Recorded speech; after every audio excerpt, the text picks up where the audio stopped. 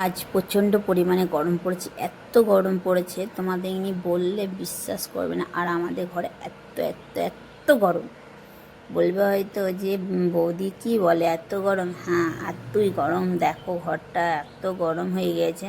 আমি রিলস বানানোর পরে আমার অবস্থাটা দেখো একদম। রিলস বানানোর আগে যখন আমি ড্রেসটা পরছিলাম তখন আমি অলরেডি ঘেমে গেছি। আমার মেকআপ তো কিছু করি না, যেটুকু নিচে সেটুকু একদম ঘেমে ধুয়ে চলে গেছে। আর দেখো গা দিয়ে কেমন বেরোচ্ছে, দেখো যা তা অবস্থা। আর ব্লাউজটা পুরো ভিজে গেছে, নিংড়ালে না জল বেরোবে একদম। এত গরম কি বলবো, এত গরম মানে ভাবনা চিন্তার বাইরে, এত গরম। তা যাই হোক, কষ্ট মষ্ট করে রিলসটা একটু করা হয়ে গেছে।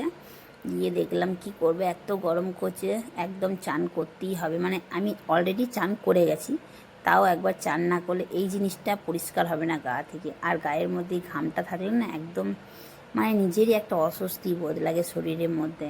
তাই দেখলাম ড্রেসটা একটু চেঞ্জ করব, করে চান করতে যাব। চানটা করে একবার চান হয়ে গেছে অবশ্যই, কিন্তু রিলস বানানোর পরে এখনকার দিনে আর একবার চান না করলে হয় না, জানো তো। এমনই অবস্থায়, আর প্রচণ্ড পরিমাণে গরম পড়ছে, দেখছো তো কেমন। তার জন্য তাও দেখলাম অনেক দিন ভিডিও দেওয়া হয়নি, তোমাদের সামনে নিয়ে আসতে পারিনি। তা আজকে একটু ভিডিওটাও বানানো হয়ে যাবে আর আমার ড্রেসটাও চেঞ্জ হয়ে যাবে। তাই দেখো আমি ড্রেসটা চেঞ্জ করার চেষ্টা করছি, এমন করে সেট পিনটা এঁটেছি আমি, সেট পিনটা খুলতেই পারছিলাম না। যাই হোক, অনেকটা এদিক ওদিক করে সেট পিনটা খুলতে পারলাম।